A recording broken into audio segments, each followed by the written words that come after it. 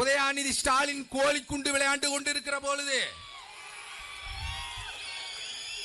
ஈழத் தமிழர்களுக்காக நாகப்பட்டினத்திலே உங்க தாத்தா கருணாநிதி கச்சத்தீவை தூக்கி கொடுத்ததின் காரணமாக பல்வேறு மீனவ சொந்தங்கள் தாலி இருப்பதற்கு காரணமாக உங்க கட்சி சிங்கள பௌத்த பேரினவாதத்தை எதிர்த்து நாகப்பட்டினத்திலே உண்ணாவிரதம் இருந்தாரு எங்கள் தலைவர். அது அரசியல் இல்லையா? காவிரி நதிநீர் உரிமைக்காக அந்த காவிரி நதிநீர் உரிமையும் கருணாநிதி பொதுத்துறை அமைச்சராக இருக்க போதுதான் அந்த உரிமை பறிபோனது. தான் நடிக்கிற படம் பெங்களூரிலே ஓடவில்லை என்றாலும் பரவாயில்லை, தமிழுடைய மானம் காக்கப்படும் என்பதற்காக காவிரி நதியின் உரிமைக்காக உண்ணாவிரதம் இருந்தாரே தளபதி. அது அரசியல் இல்லையா?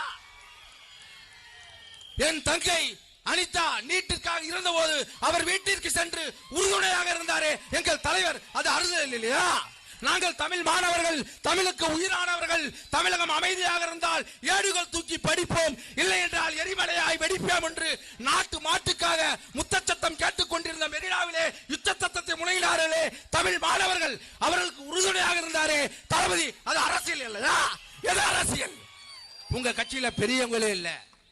நாங்கள் முதியோர் இல்லம் நடத்தவில்லையா? தமிழ் தேசிய ராணுவ படையை கட்டி எழுப்புகிறோம். அதனால் இளைஞர்கள் கூட்டம் கிடைக்கிறது.